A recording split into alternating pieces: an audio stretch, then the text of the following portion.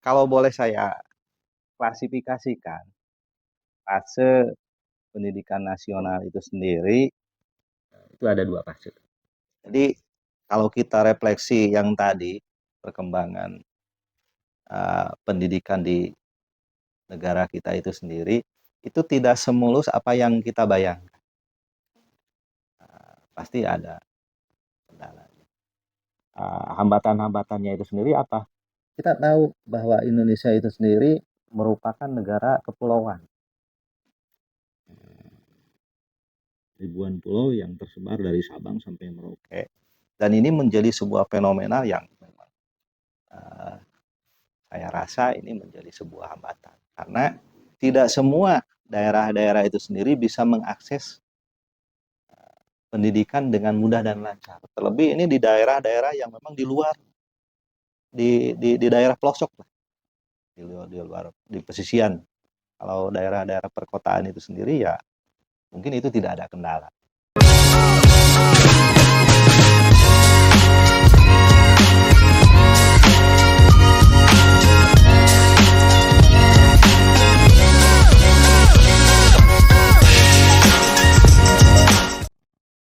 Assalamualaikum warahmatullahi wabarakatuh. Halo, sahabat Ambang 123, kembali lagi bersama Inces. Di sini kita mempunyai tema yang sangat spesial sekali, yaitu refleksi perjalanan pendidikan Indonesia. Dan kita sudah menghadirkan narasumber yang sangat hebat, yaitu Pak Deddy Mulyadi sebagai Kepala Sekolah Semai Al-Mukmin. Halo, Assalamualaikum Pak. Yo, waalaikumsalam warahmatullahi wabarakatuh, Mbak Inces. Apa kabar Pak? Sehat, alhamdulillah, Mbak Inces. Pak, kalau kita menengok ke belakang, apa saja fase penting dalam perjalanan pendidikan Indonesia sejak merdeka sampai sekarang? Berarti kita berbicara tentang sejarah ya nih, bakal panjang nih ceritanya. Jadi gini Mbak Inces, uh, kalau boleh saya klasifikasikan fase pendidikan nasional itu sendiri, itu ada dua fase. Yang pertama fase pra kemerdekaan. Yang keduanya itu adalah fase era merdeka. Dalam konteks fase pra merdeka itu sendiri pun terbagi ke dalam dua. Itu ada yang namanya era pra kolonial dan era kolonial. Nah, jadi pendidikan di kita itu sendiri jauh sebelumnya itu udah dilaksanakan pada saat prakolonial itu sendiri. Nah, cuman konteksnya pendidikan di kita itu sendiri di zaman prakolonial itu lebih cenderung tidak formal. Itu lebih cenderung memberikan nilai-nilai budaya terhadap putra-putrinya. Contohnya seperti ini. Kalau anak laki-laki itu diajarkan bagaimana caranya berburu, bagaimana caranya berdagang, bagaimana caranya menangkap ikan. Nah, itu lebih cenderung terhadap nilai-nilai budaya. Sebaliknya kalau anak perempuan itu lebih cenderung diajarkan memasak, cara merawat rumah, keterampilan nyula, hal-hal seperti itulah. Nah, itu merupakan sebuah fenomena pendidikan dalam prakolonial itu sendiri. Datang bangsa Eropa ke Nusantara dengan misi ekspansi, terjadilah era kolonial itu sendiri. Pendidikan zaman kolonial itu berbeda. Karena pendidikan pada saat itu sendiri lebih cenderung itu memanfaatkan atau menunjang terhadap kebutuhan para kolonial itu sendiri. Jadi hanya orang-orang kaum penjajah aja yang bisa melaksanakan sekolah di era itu sendiri. Pribuminya hanya sedikit. Dan bahkan itu dari kalangan bangsawan. Nah, makanya dari sana, kalau kita lihat perjalanan refleksi pendidikan itu sendiri, pada masa era kolonial itu sendiri, masa penjajahan itu banyak pemberontakan-pemberontakan dalam konsep pendidikan itu sendiri. Termasuk diantaranya yang kita kenal sebagai Bapak Pendidikan Nasional itu sendiri adalah Ki Hajar Dewantara. Yang mana beliau pada saat itu sendiri sangat keberatan dengan konsep pendidikan kolonial itu sendiri. Nah, hingga akhirnya kalau kita lihat sejarah berdirinya Taman Siswa itu sendiri pun pada saat itu sekitar tanggal tanggal 3 Juli tahun 1922 berdirilah Taman Siswa, yang mana harapannya itu sendiri konsep pendidikan penjajah itu bisa dihapuskan, harapannya bisa menyeluruh. Nah, dengan bekal pengalaman, ilmu pengetahuan, Ki Hajar Dewantara itu sendiri mencoba menggabungkan hasil pengalamannya itu sendiri dalam konteks pendidikan yang dari India, dari Italia digabungkan. Nah, hingga akhirnya kita kenal dengan Triloka yang diusung oleh Ki Hajar Dewantara itu sendiri. Yang mana hal itu dijadiin sebuah moto kepemimpinan. Kita kenal dengan adanya istilah Ing Ngarso Sung Tulodo, Ing Madia Mangun Karso, Tut Wuri Handa. Artinya itu sendiri, kalau di depan itu harus jadi suri tauladan. Kalau di tengah itu harus bisa membangun, harus bisa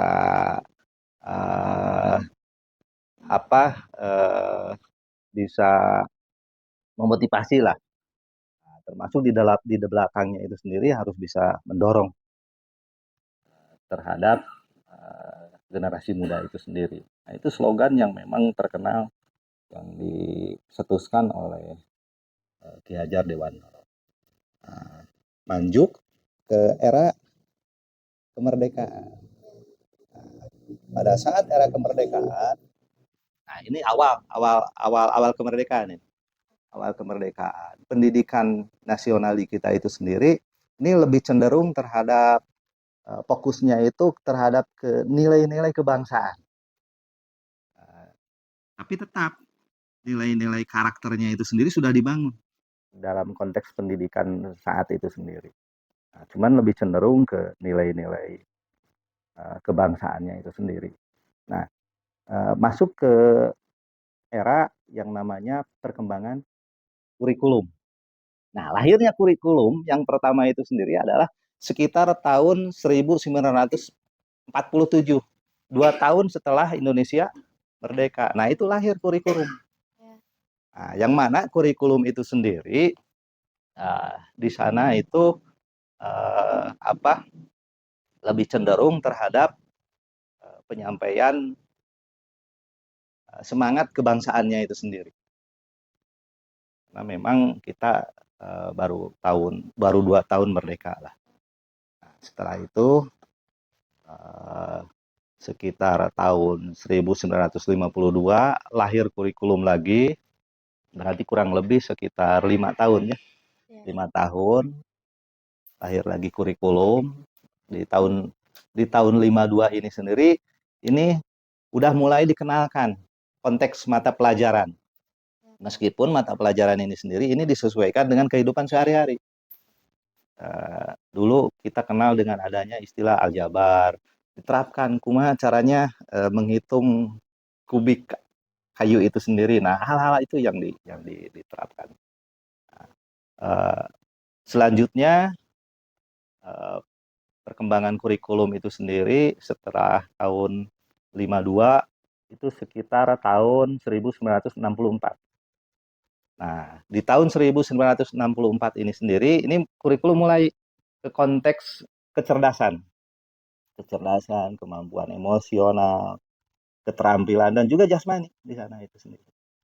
Nah, itu dilarapkan dalam konteks pendidikan di tahun 64 itu sendiri. Nah, setelah itu sekitar tahun 75, 1975 itu sendiri kurikulum dirubah lagi. Nah, di sini lebih cenderung terhadap penghematan apa metode pembelajaran di sini itu sendiri. Dan itu kurang lebih disempurnakan di kurikulum 84. Kurikulum 84 itu merupakan kurikulum penyempurnaan kurikulum tahun 75 yang mana di dalamnya itu sendiri kita kenal dengan istilah CBSA. Cara belajar siswa aktif. Sekarang CBSA itu sendiri dipakai oleh Malaysia kalau nggak salah. Kurikulum itu sendiri. Kita rilis kurikulum itu sendiri. Kalau waktu itu saya ngalamin kurikulum 84 itu sendiri. Ngalamin. Selanjutnya ada perubahan lagi. Itu pada tahun 1994. Implementasi 1999. Nah, yang mana pada saat itu pemerintah mencoba menggabungkan kurikulum SD, SMP, dan SMU itu sendiri.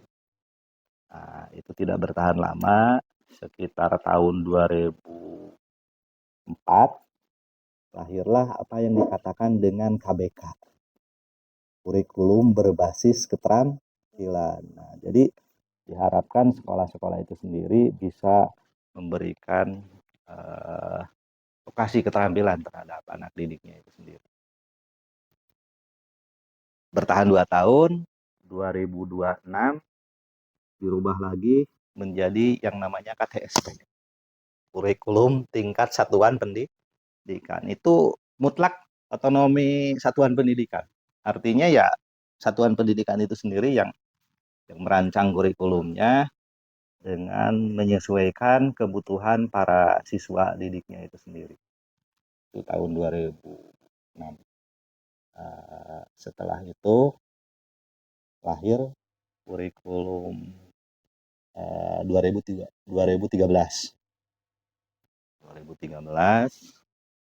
yang mana 2013 itu sendiri titik fokusnya itu sendiri ketiga aspek penilaian. Yang pertama afektif, yang kedua kognitif, yang ketiga psikomotor. Sikapnya bagaimana siswa itu sendiri dilihat,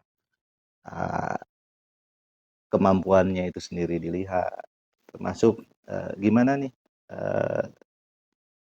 prakteknya itu sendiri, psikomotornya itu sendiri seperti apa. Nah, ini mudah menerapkan teori Bloom ya, di kurum 2013 itu sendiri. Nah, selanjutnya setelah kurikulum 2013 lahirlah yang dinamakan dengan kurikulum Merdeka. Nah, kurikulum Merdeka ini sendirilah ada sebuah kebebasan bagi siswa itu sendiri dalam konteks pengembangan diri dan juga nilai-nilai karakternya itu sendiri. Dan itu kurikulum yang sekarang kita pakai. Masuk sekarang lebih disempurnakan lagi dengan pola pendekatan yang dinamakan dengan deep learning itu sendiri. Terlepas dari itu semua, seiring dengan perkembangan zaman, kita sekarang berada di era digitalisasi, pendidikan pun sekarang bukan terpengaruh ya, mengikuti zaman. Jadi ada yang dinamakan dengan pendidikan era digital, yang mana pada saat ini mau tidak mau kita itu sendiri harus mengikuti perkembangan ilmu pengetahuan dan teknologinya itu sendiri. Nah, jadi ada e-learningnya sekarang, terus ada pembelajaran yang sifatnya Zoom, gitu kan ya. Termasuk asesmen itu berbasis Android, berbasis komputer. Nah, itu merupakan bagian daripada era digitalisasi itu sendiri. Itu refleksi tentang pendidikan nasional mulai dari pra kolonial, sebelum bangsa kita dijajah, sampai dengan sekarang tahun 2025. Itu banyak sekali perubahan dalam konteks perkembangan pendidikan nasional. Begitu Mbak Inces. Luar biasa ya Pak, kita jadi tahu tentang perjalanan pendidikan Indonesia. Pak Dedi, di usia 80 tahun kemerdekaan ini, apa saja tantangan utama yang dihadapi pendidikan kita? Oh iya, itu udah menjadi sebuah fitrah ya bagi bangsa kita dalam upaya mencerdaskan kehidupan bangsa itu sendiri. Jadi kalau kita refleksi yang tadi, perkembangan pendidikan di negara kita itu sendiri, itu tidak semulus apa yang kita bayangkan. Pasti ada kendalanya. Hambatan-hambatannya itu sendiri apa? Kita tahu bahwa Indonesia itu sendiri merupakan negara kepulauan. Ribuan pulau yang tersebar dari Sabang sampai Merauke. Dan ini menjadi sebuah fenomena yang memang saya rasa ini menjadi sebuah hambatan. Karena tidak semua daerah-daerah itu sendiri bisa mengakses pendidikan dengan mudah dan lancar. Terlebih ini di daerah-daerah yang memang di luar, di daerah pelosok, di pesisian. Kalau daerah-daerah perkotaan itu sendiri ya mungkin itu tidak ada kendala.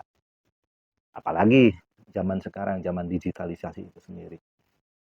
Kayaknya masih ada saudara-saudara kita yang memang belum merasakan nikmatnya digitalisasi ini karena memang teknologinya belum nyampe ke sana. Jadi yang pertama tantangannya itu sendiri itu bentang alam Indonesia yang memang sangat heterogen sekali. Ada yang di kota, di daerah pesisir, ataupun di pedalaman. Ini yang jadi hambatannya itu tentunya yang di daerah pedalamannya itu sendiri. Yang pertama. Selanjutnya konteks dari sarana prasarana penunjang pendidikannya itu sendiri pun sudah barang tentu itu belum bisa merata lah. Apalagi yang tadi. Jadi masih banyak sekolah-sekolah yang memang terkait dengan fasilitas sarana prasarana belum sepenuhnya bisa terpenuhi. Dari unsur gurunya juga mungkin kompetensi gurunya itu sendiri pun ini bisa menjadi sebuah hambatan karena memang tidak semua guru itu sendiri udah siap dengan model pembelajaran yang memang digulirkan oleh pemerintah. Itu mungkin hambatan-hambatan yang memang bisa saya bayangkan lah ya terkait dengan konteks pendidikan saat ini. Oh gitu ya Pak. Ini pertanyaan terakhir dari Inces. Kira-kira apa saja langkah strategis yang bisa kita lakukan? Jadi gini ya Mbak Indes, karena memang permasalahannya itu sendiri seperti itu. Jadi sebaiknya langkah-langkah strategi yang mesti kita lakukan guna untuk mengantisipasi hambatan seperti itu. Yang pertama, jadiin tanggung jawab bersama pendidikan itu sendiri. Tidak mungkin pemerintah itu sendiri yang punya tanggung jawab, tapi kita semua seluruh lapisan masyarakat itu harus memiliki rasa tanggung jawab terhadap pendidikan. Nah, di sana itu sendiri dibentuk hubungan atau kolaborasi lah antara warga sekolah dengan masyarakat, dengan orang tua, termasuk dengan pemerintah. Stakeholdernya itu sendiri dibangun lah dalam upaya mengatasi permasalahan tersebut. Nah, selanjutnya di samping itu ya kita mungkin lebih cenderung terhadap mempersiapkan teman-teman guru nih dalam konteks kompetensinya itu sendiri. Kita berdayakan guru, kita kasih pelatihan terhadap teman-teman guru itu sendiri, bagaimana caranya kompetensinya itu sendiri harus bisa meningkat. Apalagi dalam era digitalisasi ini sendiri, mau tidak mau teman-teman guru itu sendiri pun harus menguasai, memahami pembelajaran era digital itu sendiri. Nah, berarti peran teknologi di sini pun ini harus betul-betul maksimal, betul-betul optimal guna menjawab tantangan yang memang dihadapi seperti itu sendiri. Nah, mungkin itu kiranya Mbak Intes langkah strategi yang harus dilarapkan dalam upaya mengatasi permasalahan yang tadi. Jadi kompetensi gurunya itu sendiri ditingkatkan, teknologinya itu sendiri dioptimalkan, tanggung jawab semua lapisan unsur itu harus betul-betul kerjasama dalam upaya menyelenggarakan pendidikan di Indonesia itu sendiri. Begitu, Mbak Inces. Ya, Pak. Baik, itu dia obrolan hari ini. Terima kasih Pak sudah menyempatkan waktunya datang di podcast Ambang 123. Sama-sama Mbak Inces. Saya Inces dan narasumber saya Pak Deddy Mulyadi izin undur diri. Wassalamualaikum warahmatullahi wabarakatuh.